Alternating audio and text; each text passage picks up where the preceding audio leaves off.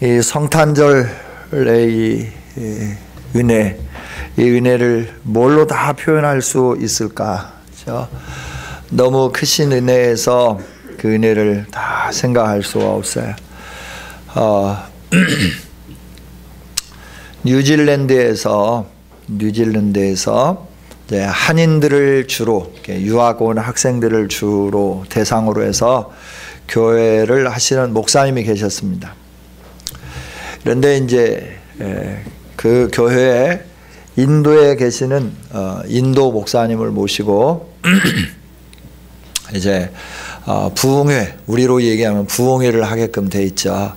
근데 인도 목사님 오셔서 말씀을 증거하시다가 이런 말씀을 하신 거예요. 지금 인도 땅에 차가 필요하다. 사륜구동의 차가 필요하다.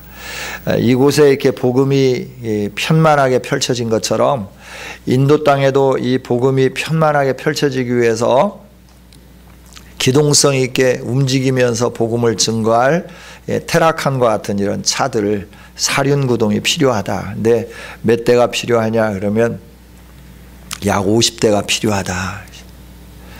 근데 이 목사의 마음이 굉장히 불편한 거예요. 그냥 설교만 하시면 좋겠는데, 그러고 난 다음에 이제 교회에서 이제 이렇게 설교 부흥회가 마치고 난 다음에 목사님하고 이제 당의원들하고 상의해가지고 어떻게 했으면 좋은데, 그냥 뜬금없이 말씀을 증거하다 이런 말씀을 하니까 담임 목사님이 굉장히 마음이 불편했죠. 불편한 가운데 마음속에 하나님 주시는 마음이 있어서 불편함을 참고 그 중에 이제 20대를 내가 해야 되겠다. 그래서 허리띠 졸라매면서 먹지 않고 쓰지 않고 이러면서 이렇게 한 대 값을 이렇게 보내면서 이제 20대를 이렇게 다 이렇게 보내게 됐어요. 20대를 다 보내게 된 시점에서 또 거기에서 이제 메일이 왔는데 뭐라고 메일이 왔냐 그러면 이 선교사님들이 먹고 살 것이 없으니까 이 선교를 하는 이 교역자들이 먹고 살기 힘드니까 그 인도 땅은 이제 힌두교가 주고 그 다음에 불교죠. 힌두교는 이제 계급이 이제 브라만 계급이잖아요. 그러니까 이 귀족 사회에 속하지 않은 사람들은 먹고 살기가 너무나 힘든 거예요. 이게 인도 땅이에요. 자원이 많고 이게 많지만 이 계급이 타파되지 않으면 안 되는 거예요. 그래서 이 선교사님, 복음을 증거하는 이 교역자들이 먹고 살 수가 없으니까 가는데 이 옥수수를 재배하고 또 여러 가지 식물을 재배할 수 있는 엄청나게 큰 밭이 하나 나왔는데 그 밭을 사야 되겠습니다. 그런데 그 밭이 5천만 달러인가 이렇게 든다고 이제 연락이 온 거예요. 그래서 이 목사님은 너무너무 마음이 아프죠. 이 차 한 대씩 헌금해가지고 계속 보내고 그랬는데 이게 이제 20대 작정한 걸 다 끝낼 시점쯤 돼가지고 이 땅을 사야 된다고 그러니까 너무나 불쾌해가지고 우리가 어떻게 해서 보냈는데 거기에 또 손을 벌리냐 뭐 이런 생각이 드는 거예요. 그래서 굉장히 불편한 마음으로 하나님께 원망 비슷하게 하나님 어떻게 했는데 이런 걸 해요. 그러면서 이제 그 유학 온 학생들을 위해서 이제 비전 센터를 지으려고 했던 돈, 모아놓은 돈이 딱 그만큼 됐다는 거예요. 딱 그만큼. 그래서 하나님 어떻게 해요? 그러니까 너 비전센터 짓고 헌금하면 되잖아. 그러니까 비전센터를 지어야 유학원 학생들을 대상으로 하나님 말씀을 가르치고 이렇게 할 건데 어떻게 하려고 그러냐. 그런데 하나님이 자꾸 마음에 감동을 주시는 거예요. 그거 헌금하라. 그래가지고 그걸 헌금을 했대요. 그러니까 자동차 헌금하고 없는 중에서 자동차 헌금하고 비전센터 지으려고 모으고 모은 걸 또 한꺼번에 다 그 인도 복음화를 위해서 다 보내드린 거죠. 그런데 그래서 인도는 그 땅을 사서 인도에 있는 목사님 그 땅을 사서 사역자들이 이렇게 생계를 유지할 수 있도록 거기서 나온 농산물을 팔아서 복음 증거하면서 다른 데로 이렇게 가지 않고 계속 할 수 있도록 그 일들을 행하게 하셨을 뿐만 아니라 뉴질랜드에서 그 사역을 감당하시는 목사님은 또 하나님께서 더 큰 손길로 역사해 주셔서 자기가 계획한 것보다 훨씬 넘치는 그런 아름다운 비전센터를 세웠다. 이 책을 읽으면서 제가 참 많이 가슴에 찔림을 받고 도전을 받았어요.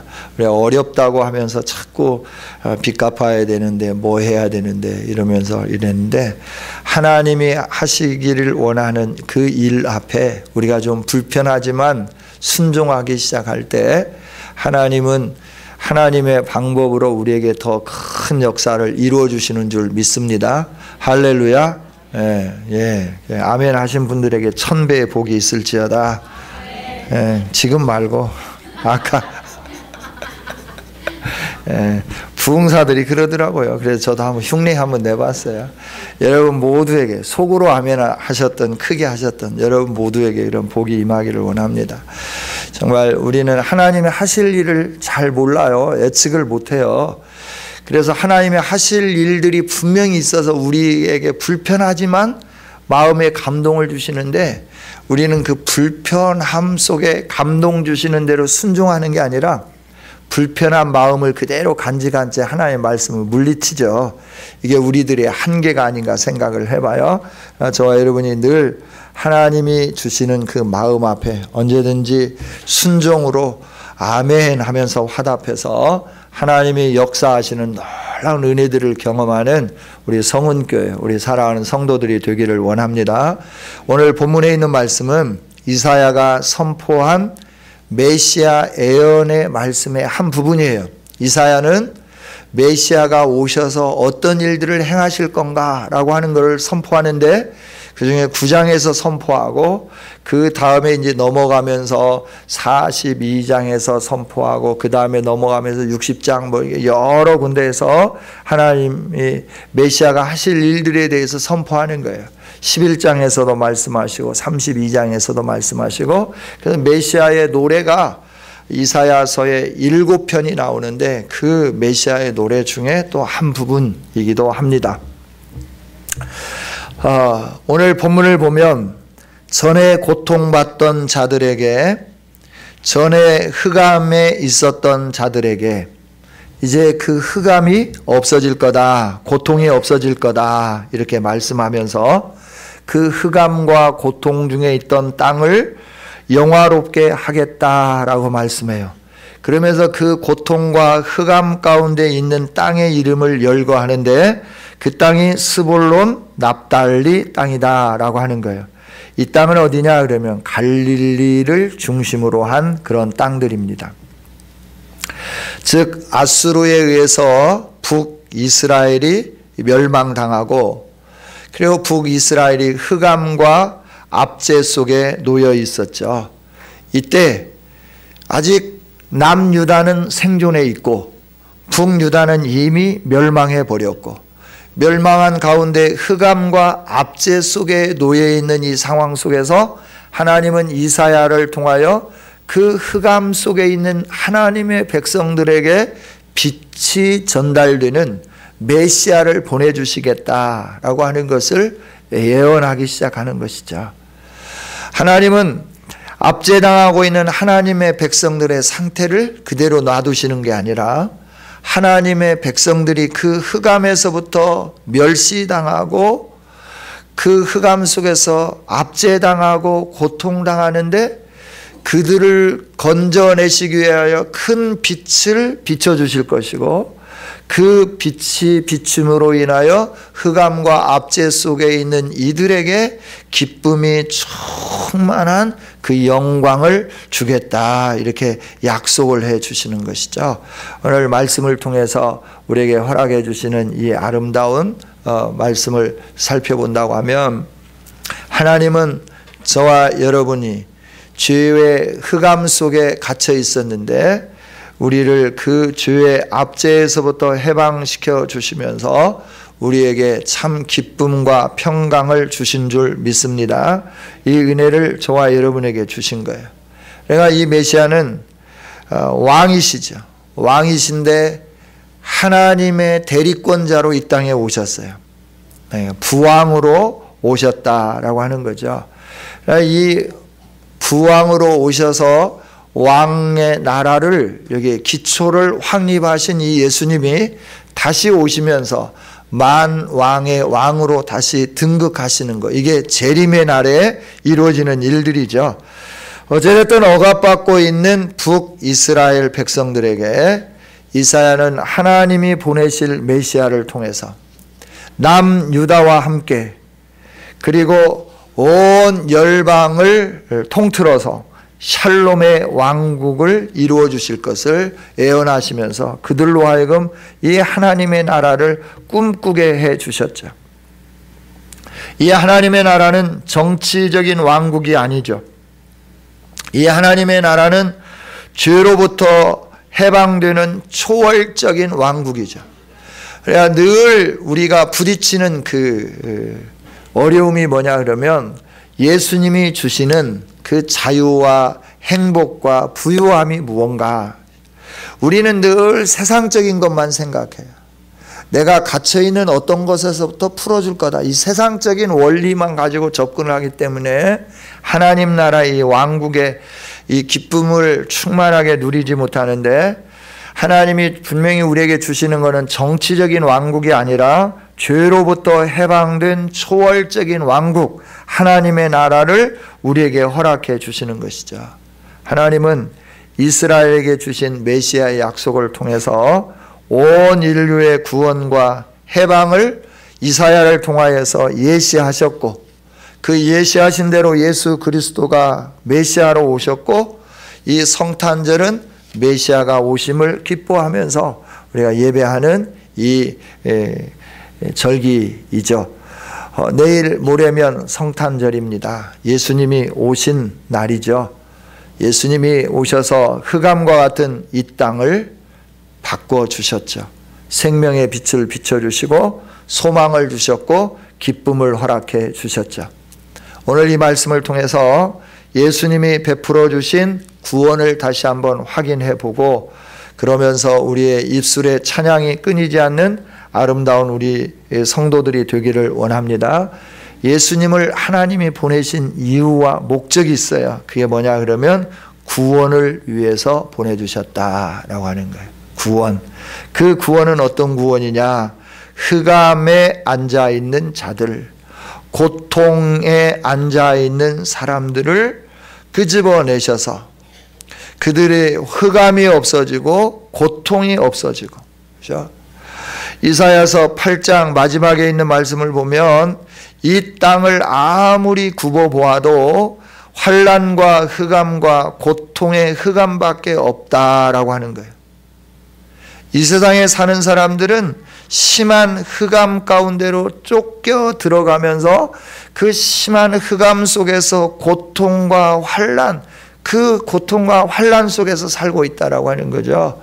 이 고통과 환난 속에서 살고 있는 이 사람들을 자유롭게 해줄 수 있는 것은 이 세상에 아무것도 없다라고 하는. 우리가 예수님이 오시지 않았다고 하면 우리의 삶은 바로 이처럼 땅을 굽어보아 살펴본 즉 환난과 흑암과 고통의 흑암밖에 없다. 고통 속에서 사는 인생일 수밖에 없었다는 거죠. 소망이 없는 우리들을 위해서 하나님은 북왕국 이스라엘이 멸망당한 그때 이사야 선지자를 통해서 하나님이 주실 구원이 어떤 것인가 하는 것을 보게 하고, 그 구원을 꿈꾸면서 그 하나님이 이루실 아름다운 구원의 영광스러움을 바라보면서 과거에 살던 삶에서부터 벗어나서 새로운 삶을 살기를 원하는 것이 하나님이 우리에게 주신 메시지요. 우리가 가져야 할 비전이다라고 하는 거예요. 저와 여러분이 흑암 가운데 앉아 있는데 하나님은 이 흑암 가운데 앉아 있는 우리를 영화롭게 하시기 위해서 예수님 통해서 구원해 주신 줄 믿습니다. 그러니까 이스라엘 백성들이 스볼론, 납달리, 여기는 이제 접경 지역이에요. 아수르와 접경 지역이고, 그래서 많은 이방 문화의 영향을 받기도 하고, 또 주변의 나라들이 서로 싸울 때 침략하는 그 침략의 통로이기도 해요.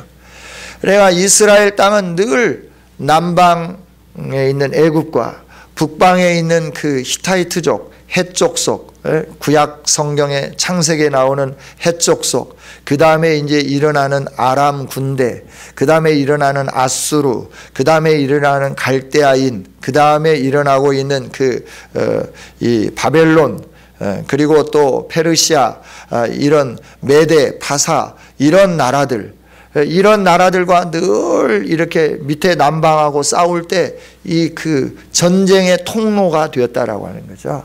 우리나라가 일본과 청나라와 이 계속 이렇게 할 때 우리가 그들이 싸우는데 우리나라에서 싸우면서 우리는 그냥 아무 영문도 모르고 당하고 힘든 그런 고통을 겪었던 것처럼 납달리와 스불룬이라고 하는 지역이 바로 그런 지역이에요. 그래야 늘 전쟁의 포화 속에서 살았고 늘 침략의 통로이고 항상 긴장하면서 살아야 되고 항상 전쟁의 그 참화를 겪는 그곳이죠.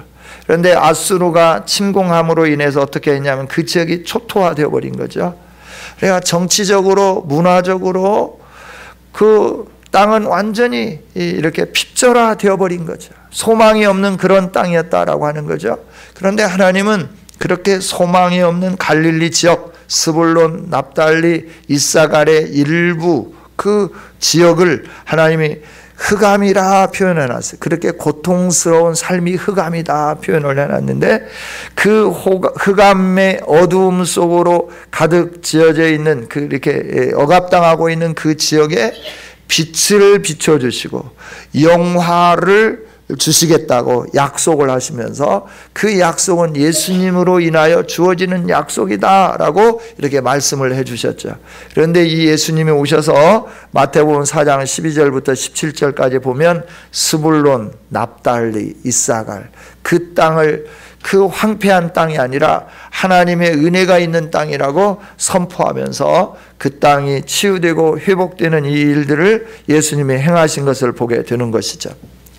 저와 여러분이 어쩌면 납달리와 스불론 땅과 같이 세상의 죄에 짓밟히고 세상에 억눌리면서 살아가고 소망이 없이 사는 우리들이었는데 죄 많고 그 누구도 돌보지 않는 그런 미약한 사람들이었는데 하나님이 오셔서 예수님이 오셔서 그 납달리와 스불론 땅을 구원시켜 주시고 이방의 빛이 되게 해 주시고 모든 사람들에게 하나님의 복의 통로가 되게 해 주셨던 것처럼 우리를 구원해 주시고 우리에게 하나님의 영광의 큰 빛으로 충만하게 채워 주신 줄 믿습니다.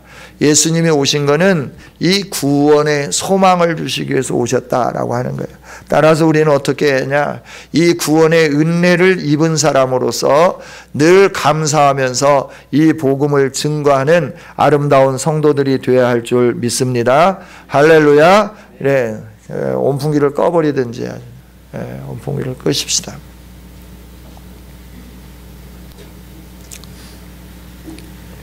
그 다음에 예수님이 오셔서 우리에게 주신 것이 있는데 그게 뭐냐 그러면 자유의 기쁨을 주셨다라고 하는 거예요. 자유의 기쁨. 그 자유의 기쁨을 3절에 이렇게 말씀해요. 우리 3절 같이 한번 읽어볼까요? 시작. 주께서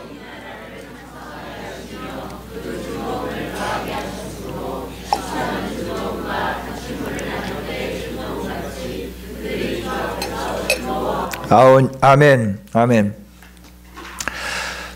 이렇게 죄 용서함을 받고 사망에서부터 벗어나고 악한 세력 가운데서부터 벗어나서 하나님이 주신 이 구원의 즐거움에 참여한 사람들에게 얼마나 풍성한 기쁨을 주시는가라고 하는 것을 오늘 3절을 통해서 말씀하는데 3절에 즐거움을 더하게 하시고 즐거움과 즐거움같이 주 앞에서 즐거워하오니 즐겁다라고 하는 단어를 4번이나 반복해서 사용하시면서 구원, 하나님이 주신 구원이 얼마나 감격스럽고 즐거운 것인가 하는 것을 우리에게 알게 해 주시는 것이죠. 예수님이 메시아가 이 땅에 오셔서 우리에게 주신 것은 죄와 사망에서부터 건져내 주시는 자유의 소망을 주셨을 뿐만 아니라 구원의 소망을 주셨을 뿐만 아니라 그 구원을 얻은 자들이 누릴 기쁨이 어떤 것인가 하는 것을 말씀해 주시면서 예수님이 오셔서 이 기쁨과 즐거움과 행복도 함께 주셨다 말씀하는 거예요. 예수님이 성탄절을 통하여 이 땅에 오셨고 이 땅에 오신 예수님이 우리에게 주는 것은 이런 즐거움입니다. 할렐루야. 우리를 창성하게 하시는 즐거움이에요. 창성하게 하시는 즐거움. 세상이 우리를 창성하게 해주는 게 아니라 하나님이 우리를 창성하게 해주시는 거예요. 그래서 우리가 하나님께로 더 가까이 나와야 되는 거예요. 우리가 세상 일에 막 분주하게 살면서 세상에 적극적으로 살면서 하나님 앞에는 좀 이렇게 소홀하게 하려고 하는 마음이 들어오면 이미 여러분은 사단에게 점점 먹혀 들어가고 있는 거예요. 좀 여러분이 듣기에 거슬릴지 모르겠지만 여러분 좀 편안하게 살려고 하는 마음이 들어왔고 그 마음대로 움직여 가기 시작한다고 하면 이미 여러분은 사단에게 점령당한 거예요. 하나님이 주신 구원의 기쁨을 빼앗기는 거예요. 하나님이 주신 자유의 즐거움과 기쁨을 빼앗기는 거예요. 그러니까 세상에 힘들어도 우리가 계속해서 하나님의 얼굴을 구해야 하는 이유는 사단이 자꾸 우리 힘든 육체를 통하여 어떻게 하냐면 쉬게 만드는 거예요. 기도도 쉬게 만들고 예배도 쉬게 만들고 우리의 모임도 쉬게 만들고 하나님의 백성으로 훈련받는 것도 쉬게 만드는 거예요. 너무나 힘들다, 피곤하다, 좀 쉬자 이렇게 자꾸 하는 거예요.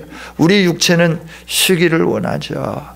하나님이 주신 이 기쁨과 즐거움을 생각한다고 하면 하나님이 주신 이 자유, 하나님이 주신 기쁨, 하나님 주신 이 행복을 생각한다고 하면 저와 여러분은 늘 하나님 앞에 감사하고 찬양해야 되죠. 하나님이 우리를 어떻게 하냐면 창성케 하시겠다라고 하는 거예요. 과거는 침략당하고 과거는 억압당하고 과거는 짓밟히고 나의 의사와 상관없이 계속해서 짓밟히는 거예요. 계속해서 전쟁의 어려움 속에서 머무는 거예요. 그런 납달리 땅, 스불론 땅, 이사갈 땅의 일부분인 그 갈릴리 지역을 하나님은 어떻게 하느냐 그러면 영광의 빛으로 이끌어내면서 그들 가운데 즐거움이 넘치는 땅이 되게 해주시겠다 이렇게 약속해 주는 거예요. 너희들이 과거에는 늘 쭈그라들고 과거에는 힘들고 어려웠지만 그 땅을 내가 미디안의 날과 같이 너희를 자유롭게 할 것이며 너희들에게 기쁨이 충만하게 하며 너희를 창성하게 할 거다 이렇게 말씀하는 거예요. 여러분 예수님이 오신 것은 세상에 얽매여서 창성함을 누리지 못한 우리에게 영적 창성함을 누리는 복을 주신 줄 믿습니다. 영혼이 잘 뜨면 범사가 잘 돼요. 영혼이 잘 뜨면 강건의 복을 누리게끔 되어 있어요. 여러분 그러니까 우리 안에 범사가 지금 조금 어렵고 그리고 우리 육체적인 건강이 좀 이상이 있다고 하면 내 영혼이 어떤가를 좀 봐야 되는 거예요. 내 영혼이 어떤가, 내가 하나님과 관계가 어떤가라고 하는 거예요. 의무적으로 하나님과 관계를 맺고 있는가, 하나님이 주신 이 기쁨 속에서 하나님 나를 영적으로 창성하게 하시고 영적으로 그 기쁨을 넘치도록 누리게 해주신 이 은혜에 내가 어떠한 반응을 하고 있는가, 이 부분을 좀 우리가 살펴보자라고 하는 거예요. 제가 자꾸 잠자다가 통증 때문에 일어나요. 집에서도 이 얘기를 안 했어요. 그런데 이제 검진을 해야 되는데 이 검진하기가 좀 무섭고 두려운 거예요. 그런데 검진을 해서 치료를 하든지 잘라낼 걸 잘라내든지 어떻게 뜯어낼 건 뜯어내든지 해야 되겠다는 결심이 어느 날 저한테 섰어요. 그래서 수요 예배 후에 그 수요일 날 저녁부터 아무것도 먹지 않고 목요일 날 무조건 병원에 찾아갔어요. 무조건 병원에 찾아가서 검진하러 왔다. 예약했냐고. 안 했다고. 좀 해달라고.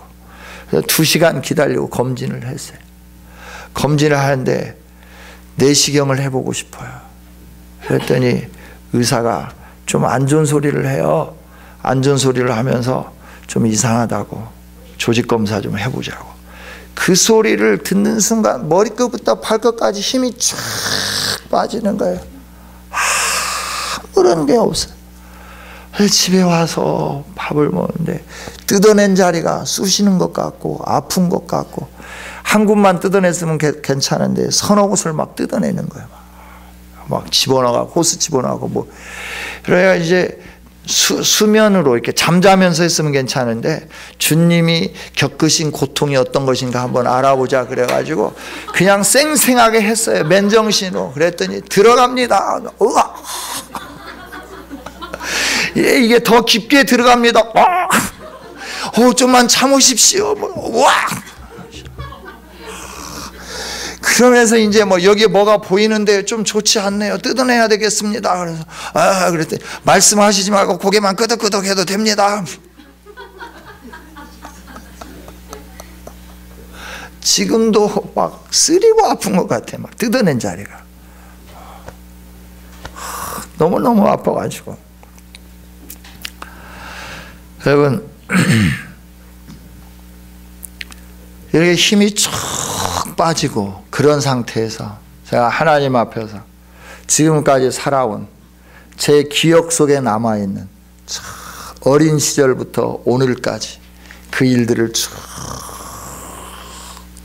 영화 보듯이 다시 한번 돌려봤어요. 과거부터 지금까지 다시 한번 돌려본 거예요. 하나님, 제가 하나님 앞에서 뭐가 잘못됐나요? 어디서부터 잘못됐나요? 제가 하나님 앞에서 바르게 해야 할 일이 무엇일까요? 어떻게 해야 될까요? 묻고 또 묻고 계속해서 집중하면서, 왜? 하나님과의 관계가 회복되면, 영혼이 잘 되면 범사가 잘 되고, 영혼이 잘 되면 강건의 복으로 충만하게 임하여지기 때문에 하나님과 관계를 계속해서 묻고 또 묻고 또 묻고 또 묻는 거예요. 금요일 날은 완전히 그러기가 됐어요. 움직일 수가 없는 거예요. 너무나 아프고 너무나 힘들어가지고. 그러면서도 계속 하나님과 관계를 묻는 거예요. 하나님, 뭐가 잘못됐나요? 어떻게 해야 될까요? 어느 부분을 고쳐야 될까요? 어떻게 해야 주님이 원하시는 삶을 살까요? 어디에서부터 사랑을 잃어버렸는지, 어디에서부터 잘못되었는지, 어디서부터 다시 구분기를 곧게 펴야 할 것인지 묵상하고 또 묵상하고 또 묵상하면서 살아가는 거죠. 하나님 앞에 서 보는 거죠. 사랑하는 성도 여러분, 우리의 영혼이 잘 되면 모든 문제는 다 해결되어지게 될 줄 믿습니다. 영혼이 잘 되는 일에 우리 성도들이 아무쪼록 최선을 다해서 진력해가는 우리 모두가 되었으면 좋겠다는 거예요. 하나님은 죄를 용서해 주시고 흑암에서부터 벗어나게 하시고 사망에서부터 벗어나게 하시고 악한 세력에서부터 벗어나서 이긴 사람이 되게 해주신 다음에 우리의 영혼을 즐겁고 기쁨으로 가득 찬 삶으로 바꿔주셨다라고 하는 거예요. 누구를 통하여서? 예수님을 통하여 이 일들을 이루어 주신 줄 믿습니다. 그 기쁨이 추수하는 기쁨과 같이 기쁘다라고 하는 거예요. 농사를 지어놓고 볕담, 지금은 이제 뭐 이렇게 탁 지나가면서 다 해가지고 볕다는 볕담대로 또 이 쭉정이는 쭉정이대로 다 해하고 알곡만 이렇게 큰 포대에 차곡차곡 담아져 가지고 탁탁 논두렁에다 놓고, 아니면 가에다가 이렇게 차나 트랙터 트레라를 놓아두면 그 위에다 탁탁 실어가지고 다 나르잖아요. 옛날에는 그게 아니었잖아요. 처음에는 홀태로 훑었어요. 홀태. 제가 어릴 때는 홀태로 훑었어요. 그러다 국민학교 이제 5, 6학년쯤 되니까 호롱기가 나왔어. 호롱기, 발로 밟는 호롱기. 그러고 난 다음에 이제 좀 더 지나니까 이제 발로 밟는 게 아니라 기계를 가지고 돌리면서 그냥 발로 밟는 것보다 훨씬 빠르죠. 이 속도가 빠르니까. 이게 나왔다는 거예요. 그게 나오고 난 다음에 어떻게 하나요? 또 이렇게 해갖고 풍무로 막 이렇게 붙여가지고 이 껍데기 나가게 하고 이렇게 해서 그 그걸 차곡차곡 가마니에다 담는데 그거 그냥 쌓아놓을 거니까 가마니 여러 개 해가지고 쌓아놓으면 얼마나 좋겠어요. 근데 그걸 그냥 놓고 이렇게 하고 아구까지 가득 넣어가지고 짠매가지고 그것을 짊어매고 가서 그 창고에다가 착착 종고해 넣을 때, 그래서 이 밑바닥에서부터 위에까지 이 그 가을거지 한 것이 이렇게 나락으로 쫙 쌓여져가지고 이 창고에 가득 채워질 때 육체적으로는 힘들지만 얼마나 기분이 좋죠. 가슴이 막 푸듯하고 기분이 너무너무 좋은 거예요. 제가 김장을 많이 하자라고 하는 것도 거기에 있는 거예요. 옛날에는 김장이 이 제산이에요. 겨울나는 제산. 동치미 담고 김치 많이 담아놓고 또 한쪽에다 파가지고 무, 배추 이렇게 해서 탁 저장해놓고 한겨울에 탁 손 넣어가지고 그 무 하나 쫙 뽑아가지고 채 썰어가지고 그거 밥에 먹고 그 무쳐서 먹는 맛, 여러분 잘 모르시죠? 요즘은 잘 모르시죠? 그 맛이 얼마나 좋은지 몰라요. 고구마 탁 이렇게 방에다가 이렇게 수수깡으로 이렇게 탁 해놓고 겨울에 그 고구마 착 쪄가지고 동치미 김치하고 그 김치 탁 이렇게 고구마에다 딱 껍질 해갖고 탁 해가지고 먹으면 얼마나 맛있는지 몰라요. 모를 거예요. 여러분들은 아시는 분들은 아시겠지만, 그래야 그걸 먹어야 되니까 뭘 많이 담아놔야 돼요? 김치를 많이 담아야죠.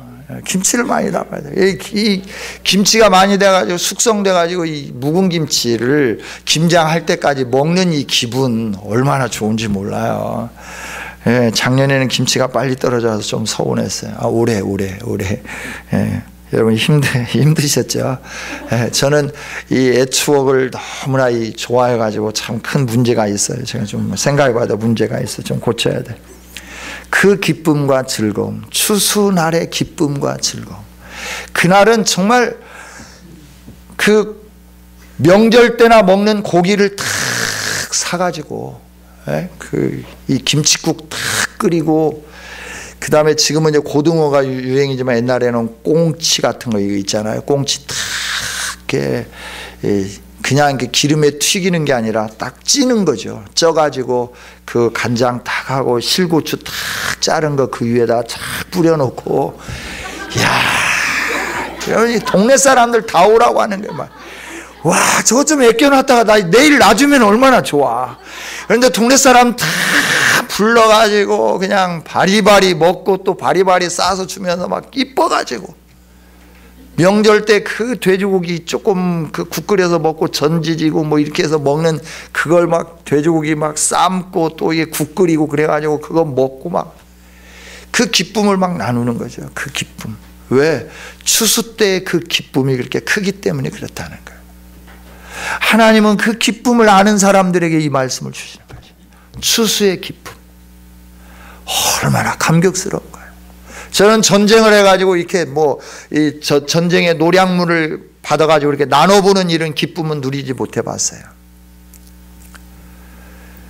전쟁을 나가가지고 전쟁에서 상대의 적국을 물리치고 거기에서부터 얻은 그 노량물을 가지고 서로 나눌 때 그 기쁨 한번 생각해봐요. 싸울 때는 힘들고 어려웠지만 금덩어리를 막 수십 덩어리 갖다 놓고 자네 한 덩어리 가져, 나 한 덩어리 가져올게. 또 외투도 막 이거 갖다가 와 이거 좋은데 이건 너무나 크네, 자네가 나보다 덩치 크니까 자네가 입고, 이건 좀 적으니까 내가 입을게. 이거 나눠 가질 때의 기쁨 한번 생각해 보세요. 얼마나 기쁜지, 얼마나 즐거운지. 예수님이 오셔서 우리에게 주신 흑암에서부터 건져낸 기쁨이 추수의 기쁨에 비교할 수 있겠습니까? 전쟁의 노량물을 나눠 가지는 기쁨에 비교할 수 있겠는가라고 하는 거예요. 비교할 수 없는 이 기쁨을 우리에게 주셨음에도 불구하고 우리들이 그 기쁨을 누리지 못하니까 추수 때의 기쁨과 같은 즐거움을 너에게 주시겠다라고 말씀하시는 거, 전쟁의 노량물을 나누는 것과 같은 즐거움이 너에게 주어질 거다라고 말씀해 주는 거예요. 할렐루야. 예수님이 오셔서 우리를 자유롭게 해주신 이 기쁨, 이 즐거움은 추수의 즐거움보다도, 노량물을 나누는 즐거움보다도 더 훨씬 크고 더 아름다운 거다라고 하는 거죠. 예수님이 이런 기쁨을 주시기 위해서 오셨고 오늘 우리들에게 이 기쁨을 주신 줄 믿습니다. 그 다음에 우리에게 주신 게 있어요. 평강을 주셨다라는 평강. 우리가 이 세상에 살면서 마음이 평화롭지가 않아요. 요동치는 거예요. 자녀 때문에 요동치고, 부부간에 힘들어서 요동치고, 어떤 일 때문에 요동치고, 사람과 관계성 속에서 요동치고, 직장에 가서 편안할 줄 알았는데 요동치고, 대학교 다닐 때는 공부만 열심히 하면 되는 줄 알았는데 졸업할 때 되니까 취직해야 되어서 취직을 못하니까 가슴이 요동치기 시작하고, 그래서 남들은 취직하지 못하는 나는 직장에 들어가고 너무나 기쁜 줄 알았는데 직장에 가서 상사가 막 날마다 뭐라고 했었지, 동료가 뭐라고 했었지, 밑에서 치고 올라오지, 위에서 짓누르지, 직장 생활하는 것도 힘들고 고통스럽죠. 평강이 없습니다. 우리 안에는 이 세상에 사는 동안 평강이 없어요. 봄철에 씨앗을 뿌리면서 참 기쁠 거다 했는데 그것이 자라나는 동안 얼마나 우리 마음을 요동치게 만드는지 몰라요. 김매기 해야지, 농약 줘야지, 물을 뺐다가 넣었다가 해야지, 거름 줘야지. 이게 날 뜨거운 날 또 뭐 이게 잘못하면 또 막 이렇게 그 푹푹 쪄져가지고 이 벼들이 다 상하는 이런 일들이 있지. 그래서 그 바람 통하도록 또 이렇게 여름철 되면 이렇게 해줘야지. 요즘은 그런 것도 않지만 옛날에 농사 질 때는 다 그랬어요. 이렇게 골고루 타주고 공기통하게 해주고, 그 다음에 이렇게 다 일일이 이렇게 김매고, 그러면서 애타고 여름 지나고 꽃이 필 무렵, 벼가 나와서 꽃이 필 무렵쯤 되면 꼭 우리나라에는 태풍이 지나갑니다. 그 벼에 꽃눈이 떨어지면 이게 쭉정이가 되는 거예요.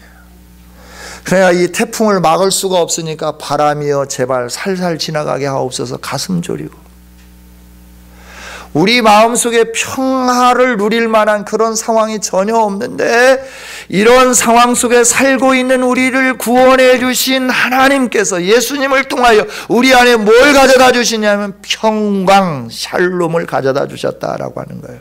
할렐루야. 예수님 안에 사는 우리들에게는 이런 평강이 충만하게 넘치는 줄 믿습니다. 오늘 4절부터 5절, 6절, 7절에서 그렇게 말씀해 주는 거예요.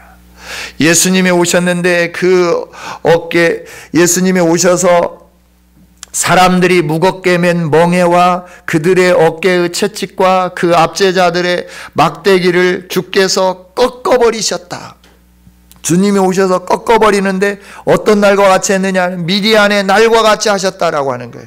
기드온이 미디안을 물리칠 때 성을 돌다가 깜깜한 밤에 항아리 속에다 횃불을 집어넣고 한 손에 나팔을 들고 있다가 하나님의 사인이 나니까 횃불을, 그 나팔을 깼는지 뭘로 깼는지 이 항아리를 깨면서 횃불을 들고 기드온의 칼이여 빰빰빰빰빰 하니까 이 미디안 사람들이 갑자기 어두움 속에서 항아리 깨지는 소리와 함께 빛이 팍 나타나면서 나팔 소리가 나니까 혼비백산해서 다 죽어버리잖아요. 그냥.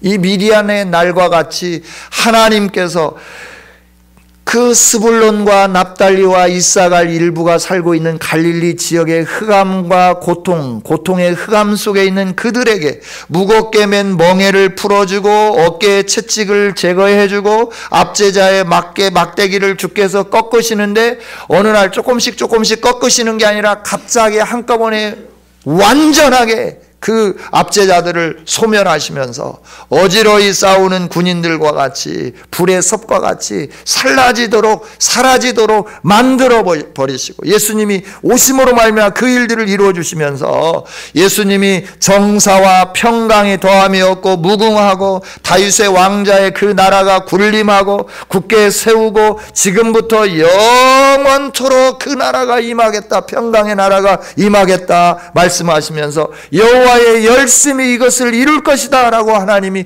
분명하게 선포해 주셨는데 예수님이 오심으로 말미암아 우리에게 이런 평강이 주어진 줄 믿습니다. 주의 멍에가, 주의 채찍이 우리를 압제하던 사단의 그 막대기를 주님이 완전히 꺾어버리신 거예요. 그래서 저와 여러분에게 평강을 주셨고 평강에 평강을 더하여 주셨고 이 평강의 평강이 무궁하도록 우리에게 주어졌다라고 하는 것이죠. 하나님의 열심히 이것을 이루어 주신 줄 믿습니다. 여러분, 성탄, 우리 주님이 오신 것 어찌다 말로 다 형용할 수 있겠습니까? 하나님이 약속하신 대로 이 메시아가 오셨고 메시아가 오심으로 말미암아 갈릴리 지역에 소망의 빛이 비춰졌고 그들을 일으켜 세우셔서 열방에 빛이 되게 하여 주셨고 그 열방의 빛이 온 세계에 선포됨으로 오늘 우리들이 이 흑암의 어둠 속에 갇혔던 우리들이 예수 그리스도를 믿음으로 말미암아 흑암에서부터 벗어나게 해주시고 구원의 기쁨을 누리며 평강의 은혜를 누리며 하나님이 주시는 자유의 기쁨을 누리는 이 아름다운 자리에 우리를 초청해 주셨고 우리가 그 은혜를 누리면서 살고 있다라고 하는 거죠. 이 은혜를 누리는 우리들이 어찌 이 성탄절에 가만히 있으리요? 우리가 이 복된 소식을 널리 전달해야 되지 않을까요?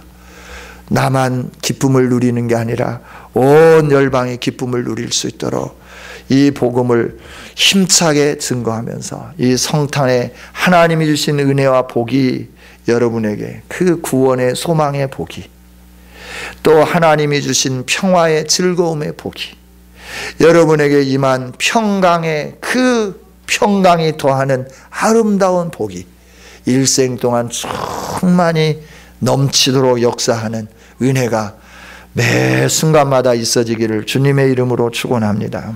하나님 감사합니다. 이 오후 시간에도 우리에게 말씀을 주신 하나님을 찬양합니다. 우리 주님을 보내주셔서 우리들에게 이런 은혜를 주셨지만 우리들이 그 은혜를 모르고 또 안다고 하더라도 표현하지 못하면서 살았던 저희들임을 고백합니다. 이제 저희들이 온전히 하나님 주신 은혜를 더 감사하며 더 기뻐하며 하나님이 주시는 은혜를 더 풍성하게 누리며 살 수 있는 우리 모두가 다 되게 하여 주옵소서.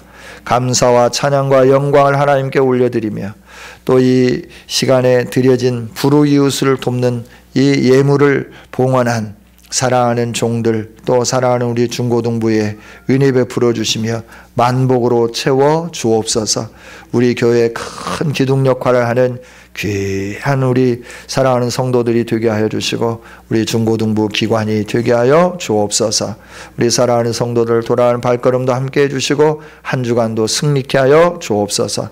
예수님의 이름으로 축복하고 기도하옵나이다. 아멘.